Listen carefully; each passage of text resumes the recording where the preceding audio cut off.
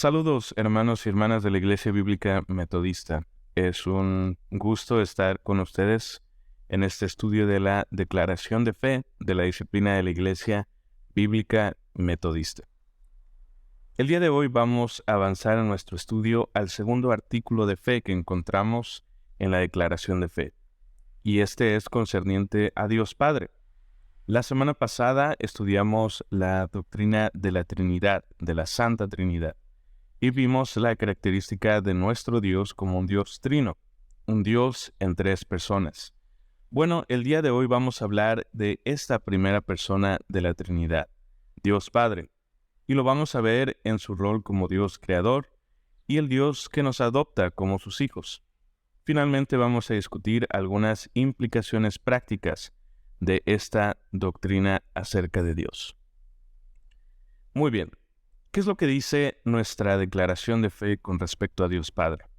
Dice, creemos en Dios Padre Todopoderoso, Creador del cielo y de la tierra, de quien, por quien y para quien son todas las cosas. Él busca intencionadamente volver a dirigirse a todos los hombres como Padre, declarando así para siempre su buena voluntad hacia ellos. En el amor, Él busca y recibe a los pecadores, adoptando como sus hijos a todos los que se arrepienten de su pecado y confían en Jesucristo como su Salvador y Señor. De nuevo, aquí en esta declaración de fe ustedes pueden ver las notas al pie y los números que llevan a estas notas al final de cada afirmación que nosotros hacemos en la declaración de fe. Ustedes pueden ver y estudiar personalmente cada uno de estos versículos para ver dónde en las Escrituras es que se sostiene cada una de estas afirmaciones. Hoy vamos en nuestro estudio a hacer mención de algunos de estos pasajes, pero comencemos con este gran pasaje que encontramos justo al inicio de nuestras Biblias. El primer versículo de la Biblia, Génesis 1:1, ya nos presenta a Dios, diciéndonos: en el principio creó Dios los cielos y la tierra. Las Escrituras dan por sentado la existencia de Dios inmediatamente. Dios es el que tiene control sobre todas las cosas que nosotros conocemos. Él es el creador de los cielos y de la tierra. Esto teológicamente nos enseña que Dios es soberano, es decir, que tiene la autoridad y tiene el poder para ejercer su voluntad sobre todo lo que Él ha creado. Nosotros, como parte de las cosas o de la creación en los cielos y la tierra, estamos bajo la soberanía de Dios mismo. Ahora, me gusta mucho lo que este teólogo dice con respecto al Dios creador y a Dios como Padre. Él dice, sí, una de las formas en que Dios ha manifestado su anhelo de sostener una relación personal con su pueblo o su creación es a través de su descripción de sí mismo como Padre. Dios es un Dios creador, pero no es un Dios creador que se olvida de su creación. Él quiere establecer una relación personal con su pueblo, con su creación. Y esto lo vemos en un pasaje de la Escritura clave, en Deuteronomio 32:6. Este es Moisés hablándole al pueblo de Israel en un contexto no tan positivo. Aquí en este pasaje de Deuteronomio 32, Moisés le habla al pueblo de Israel prácticamente llamándoles la atención por las cosas que ellos han hecho y que han ocasionado su alejamiento de Dios. Pero en Deuteronomio 32:6, Moisés dice estas palabras: y así le pagan al Señor, pueblo insensato y necio. ¿Acaso no es Él tu Padre, tu Creador, el que te creó y te dio el ser? Este pasaje, de nuevo, este versículo es clave para nuestro entendimiento de Dios Padre, porque liga o de alguna manera hace ver cómo el Dios creador de Génesis 1:1 busca establecer una relación personal con su creación a través de su característica como Padre. Él no solo es un creador, de nuevo, que se olvida de su creación. Nosotros, como seres humanos, somos creadores de muchas cosas. Trabajamos algunos de nosotros creando máquinas, creando contenido. Ahora en las redes sociales ese término se usa mucho como creadores de contenido. Nosotros hacemos obras de arte, creamos obras de arte, y mucho de lo que nosotros creamos lo hacemos con el propósito de beneficiarnos a nosotros, ya sea a través de vendiendo las cosas, intercambiándolas por algo más o utilizándolas para nuestro propio beneficio. Carpinteros, pintores, artistas, escultores, muchos de nosotros ejercemos nuestra capacidad creadora para nuestro propio beneficio. Y muchos de nosotros nos olvidamos de las cosas que creamos. No sé cuántas cosas he creado yo personalmente que no sé dónde han terminado, no sé dónde están ahora. Pero Dios Padre no es así. Él ha creado este mundo y nos ha creado a nosotros como parte de su creación general para tener esta relación como Padre y nosotros como sus hijos. Por eso vemos esta afirmación aquí arriba de la pantalla que dice: el Dios creador es Padre de su creación. De aquí surge este pensamiento muy generalizado de que todos los seres humanos somos hijos de Dios. Y esta afirmación es hasta cierto punto verdadera. Dios nos ha creado a todos nosotros con el propósito de querer establecer esta relación como Dios Padre también. Todos podemos ser hijos de Dios. Y todos somos hijos de Dios en el sentido de que todos somos creación de Dios. Esto es cierto. También hay otros elementos que nosotros tenemos que considerar. Y eso viene inmediatamente en el versículo anterior, Deuteronomio 32:5. Nos dice este pasaje que, a pesar de que Dios es Padre de su creación, esta relación de padre e hijo, de creador y creación, se rompe por causa del pecado. Deuteronomio 32:5 dice así: pero se comportaron mal con él, los que ya no son sus hijos, a causa de su depravación, esa generación torcida y perversa. Si ustedes buscan este versículo en la traducción Reina Valera o en la versión Reina Valera, verán que está traducido un poco distinto. Esto no quiere decir que tanto los traductores de esta versión, que es la Biblia, la palabra hispanoamericana, o la Reina Valera están tratando de cambiar el sentido. No, lo que nos dice es que es un pasaje difícil de traducir. No está muy claro lo que se está diciendo, especialmente porque el idioma hebreo en muchas ocasiones no provee verbos, como en español tenemos que proveer el verbo cada vez que hacemos una oración. El hebreo no es así y por eso es un poco complicado traducir este pasaje.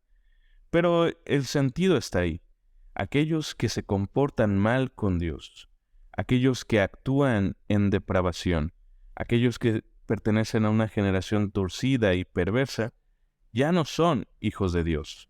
Es decir, la relación se rompe, no porque Dios lo haya causado, no porque Dios haya rechazado a su creación o porque haya rechazado a sus hijos, sino porque los hijos son los que se comportan mal con Dios. La relación se rompe, como en cualquier relación que existe también terrenal.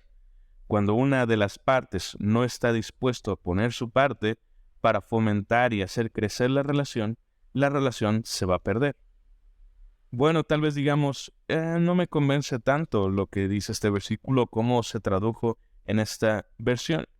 Lo que nosotros como cristianos debemos de hacer es comparar las diferentes versiones para asegurarnos de cuál puede ser una buena traducción. Esto es algo que ustedes pueden hacer en su estudio personal. Pero Jesús, sin duda, nos da a entender este mismo sentido. Jesús nos habla acerca de una relación entre padres e hijos, entre Dios Padre y sus hijos, que se rompe también a causa del pecado. Vamos a verlo esto en palabras de Jesús. Y para esto, Juan 8 es un pasaje clave. Es un pasaje que nos va a enseñar mucho acerca de la paternidad divina. Ustedes pueden leer todo Juan 8 en su estudio personal. Hoy vamos a resaltar una parte de este importante capítulo. Vamos a leer juntos Juan 8, versículos 31 al 38 y después del 39 al 45. Es un pasaje sencillo de entender. Es una conversación de Jesús con sus discípulos y veremos algunas verdades que quizá nosotros conocemos muy bien, veremos algunos versículos que quizás nos sabemos incluso de memoria. Dice así, comenzando el versículo 31. Dirigiéndose a los judíos que habían creído en él, dijo Jesús: si se mantienen fieles a mi mensaje, serán verdaderamente mis discípulos. Conocerán la verdad y la verdad los hará libres. Ellos le replicaron: nosotros somos descendientes de Abraham y nunca hemos sido esclavos de nadie. ¿Qué significa eso de que seremos libres? Yo les aseguro, les contestó Jesús, que todo el que comete pecado es esclavo del pecado, y el esclavo no forma parte de la familia de modo permanente. El Hijo, por el contrario, es siempre miembro de la familia. Por eso, si el Hijo les da la libertad, serán verdaderamente libres. Ya sé que ustedes son descendientes de Abraham. Sin embargo, perdón aquí, hermanos, ya sé que ustedes son descendientes de Abraham. Sin embargo, quieren matarme porque mi mensaje no les entra en la cabeza. Yo hablo de lo que he contemplado estando con el Padre. Ustedes, en cambio, hacen lo que han aprendido de su propio Padre. Continuamos con el versículo 37. Ellos le replicaron: nuestro padre es Abraham. Jesús les contestó: si fueran de verdad hijos de Abraham, harían lo que él hizo. Pero ustedes quieren matarme porque les han dicho la verdad que aprendí de Dios mismo. No fue eso lo que hizo Abraham. Ustedes hacen las obras del propio padre de ustedes. Ellos le contestaron: nosotros no somos hijos ilegítimos. Nuestro padre es únicamente Dios. Jesús les dijo: si Dios fuera el padre de ustedes, me amarían a mí, porque yo he venido de Dios y aquí estoy. No he tenido mi propia cuenta, sino el que me ha enviado. Si no entienden lo que yo digo es porque no quieren aceptar mi mensaje. El padre de ustedes es el diablo, e intentan complacerle en sus deseos. Él fue un asesino desde el principio y no se mantuvo en la verdad. Por eso no tiene nada que ver con la verdad. Cuando miente, habla de lo que tiene dentro, porque es mentiroso y padre de la mentira. Por eso no me creen a mí, que digo la verdad. Bueno, vemos aquí, como ustedes han notado, algunas frases resaltadas. Jesús está hablando acerca de la libertad que provee Jesús mismo. Él dice más adelante: yo soy el camino, la verdad y la vida. Lo vamos a ver en nuestro estudio el día de hoy. Él también dice que pues debemos ser libres. La verdad nos hará libres porque precisamente los seres humanos, o al menos estas personas que estaban hablando con Jesús, estaban esclavizados al pecado. Lo dice el versículo 34. Y los esclavos no forman parte de la familia de Dios de manera permanente. Más adelante va a decir: no solo son esclavos, sino ustedes también hacen las cosas de su propio padre. Lo dice en el versículo 41 y lo dice anteriormente también en el versículo 38. Hasta el versículo 44 es que Jesús declara abiertamente quién es el padre de estas personas.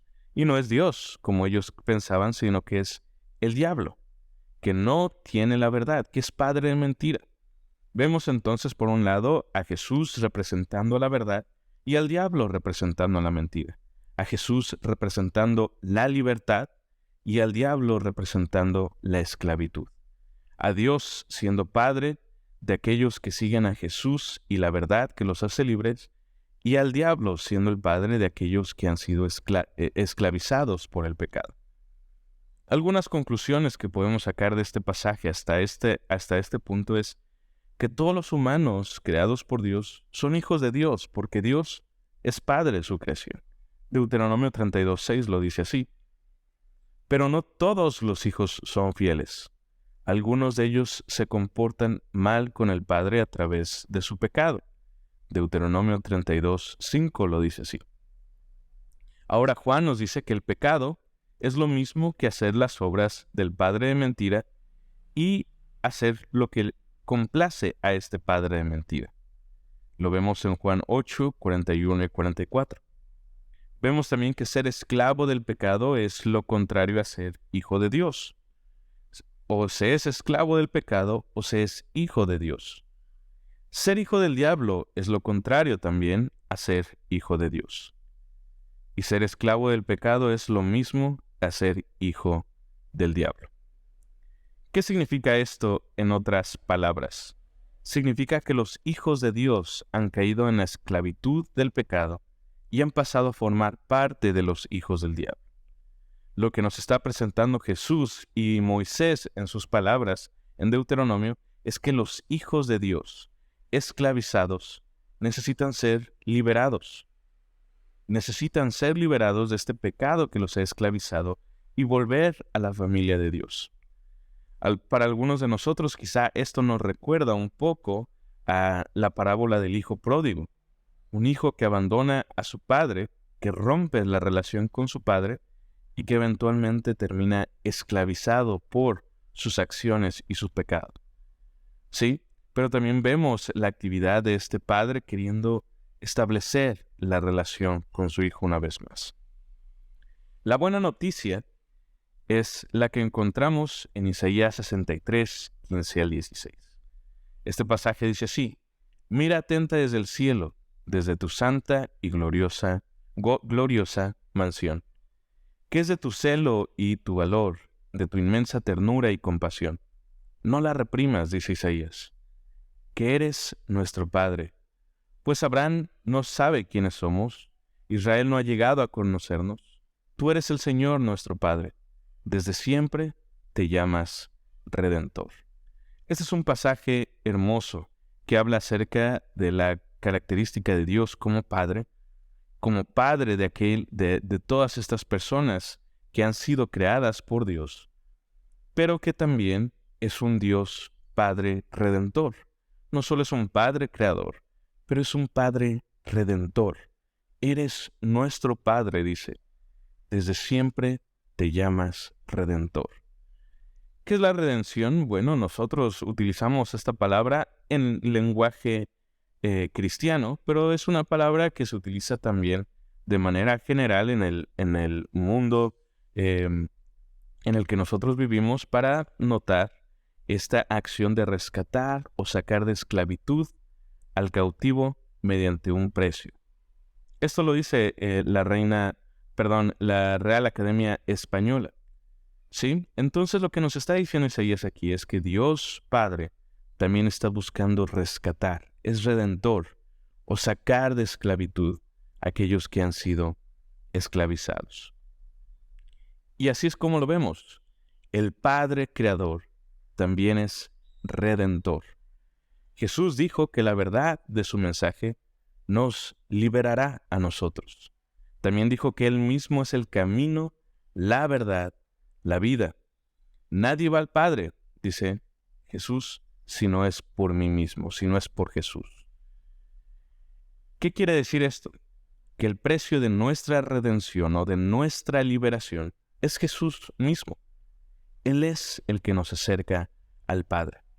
Y este es el centro del mensaje cristiano, que nosotros estábamos esclavizados al pecado.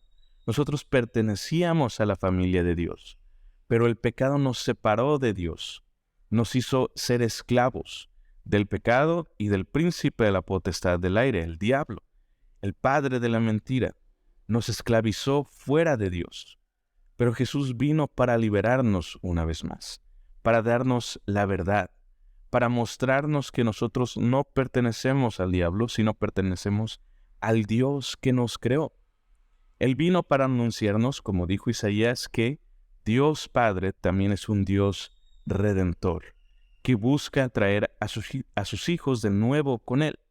Él está buscando activamente establecer esta relación personal con su creación. Romanos 8, 14 y 15 lo dice así. Este es Pablo ahora hablando. Ya vimos que Moisés habla lo mismo.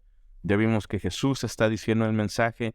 Isaías también habla del Dios Padre que está buscando rescatar a sus hijos. Y ahora viene Pablo en Romanos a decirnos: los que se dejan conducir por el Espíritu de Dios, esos son hijos de Dios. En cuanto a ustedes, no han recibido un espíritu que los convierta ¿en qué? En esclavos, de nuevo bajo el régimen del miedo. han recibido un espíritu que los convierte en hijos y que nos permite exclamar Abba, es decir, Padre. Nosotros somos liberados del pecado. Somos liberados del miedo en general que causa este pecado. Miedo de nuestras consecuencias temporales, miedo de las consecuencias eternas que trae el pecado. Dios nos está buscando liberar. Pero no solo liberarnos, sino hacernos parte de su familia una vez más. Hacernos hijos de Dios. Todos los cristianos, todos los que hemos aceptado la obra de Jesús, que es el camino, la verdad y la vida. Todos los que hemos seguido al Dios Padre Redentor. Todos los que nos hemos alejado de las perversiones, como dice Moisés, que nos separaron de Dios en un principio, podemos ahora volver a la familia de Dios y decirle Abba, que quiere decir Padre o Padre querido. Podemos volver a tener esta misma relación con Dios. Es verdad, todos los seres humanos son hijos de Dios, pero no todos están en una buena relación con su Padre. Hay algunos que se han alejado y Dios está viendo el camino para ver cuándo es que sus hijos van a regresar, cuándo es que se van ellos a dar cuenta que pueden ser libres a través de la obra de Jesús y del Espíritu Santo. ¿Cuáles son algunas implicaciones prácticas de esta enseñanza? Bueno, algunos de nosotros quizá no hemos tenido buenas experiencias con nuestros padres terrenales. Algunos fuimos abandonados y o lastimados psicológica, emocional o físicamente. ¿Cómo puede nuestro entendimiento de Dios ayudarnos a sanar algunas de estas heridas? Quizá algunos perdimos a nuestros padres a temprana edad. ¿Cómo puede nuestro entendimiento de Dios Padre darnos consuelo de estos padres que nos han dejado en esta vida terrenal a causa de la muerte? Quizá algunos somos huérfanos de toda la vida. Nunca hemos conocido a un padre bueno o malo. Nunca tuvimos la oportunidad de perder un padre. Ya desde el principio no teníamos un padre. ¿Cómo puede nuestro entendimiento de Dios ayudarnos a suplir la necesidad básica de apoyo que un padre significa? ¿Cómo puede ayudar Dios Padre a las madres solteras de nuestra congregación? Aquellas que necesitan la ayuda de un hombre para llevar a cabo su labor como madres y padres. ¿Cómo Dios Padre puede ayudarlas a ellas? ¿Cómo están los padres de nuestras iglesias ejemplificando el carácter y las acciones de Dios como Padre? ¿Están siendo ellos de igual manera misericordiosos, redentores, que apoyan a los hijos que se han desviado del camino? ¿O están siguiendo el ejemplo del Padre de padres? ¿Cómo están los hombres de nuestras iglesias ejemplificando al resto de la comunidad creyente los rasgos necesarios para que los jóvenes se conviertan en buenos padres en el futuro? Estas son preguntas que ustedes pueden hacer a medida que estudian estas lecciones, a medida que estudian el carácter de Dios Padre. ¿Cómo es que nosotros podemos seguir el ejemplo? ¿Cómo es que nosotros podemos apropiarnos las características de Dios Padre en nuestras vidas en las áreas en que nosotros las necesitamos? Pero más importante aún, Santiago 1:27 dice, la religión pura y sin mácula, es decir, intachable, sin mancha, delante de Dios el Padre es esta: visitar a los huérfanos y a las viudas en sus tribulaciones, y guardarse sin mancha del mundo. Visitar a las viudas y a los huérfanos es algo importante, según Santiago, para ser verdaderamente cristianos. La pregunta entonces es, ¿cómo está la congregación apoyando a aquellos que se han quedado sin el padre de familia, huérfanos y viudas? ¿Está la iglesia cumpliendo su labor de representantes o embajadores, como diría Pablo, de Dios Padre? ¿Está la iglesia cumpliendo con la religión pura e intachable? Alrededor de nosotros va a haber personas que no han tenido un buen padre, no han tenido padres o lo han perdido. ¿Cómo está la iglesia, el resto de la comunidad creyente, los representantes de Dios, los seguidores del Dios Redentor y el Dios de amor, ejemplificando las acciones y el carácter del Padre? ¿Los están apoyando? ¿Las están apoyando? ¿O simplemente se han estado olvidando de ellos? Es algo importante que nosotros tenemos que entender también. El mensaje entonces es: debemos de ser libres, hermanos, del pecado. Debemos de ser libres de la esclavitud que el príncipe de la potestad del aire, el diablo, el padre de mentira, ha impuesto sobre los seres humanos a través de los actos pecaminosos en los que todos hemos sido parte. ¿Cómo es que podemos ser libres? Solo siguiendo a Jesús, el camino, la verdad y la vida, el que ha pagado el precio de nuestra redención. Y a Dios Padre, que ha provisto para que nosotros podamos ser redimidos.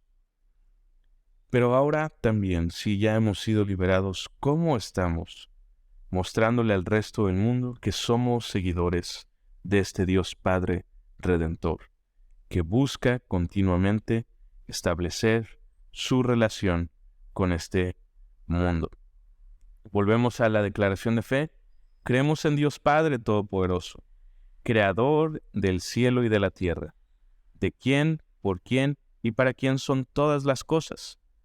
Él busca intencionadamente volver a dirigirse a todos los hombres como Padre, declarando así para siempre su buena voluntad hacia ellos.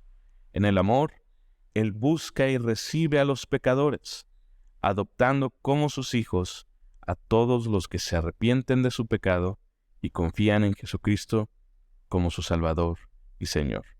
Nos vemos la siguiente semana, hermanos, a medida que continuamos estudiando cada una de las personas de la Trinidad. Hasta luego.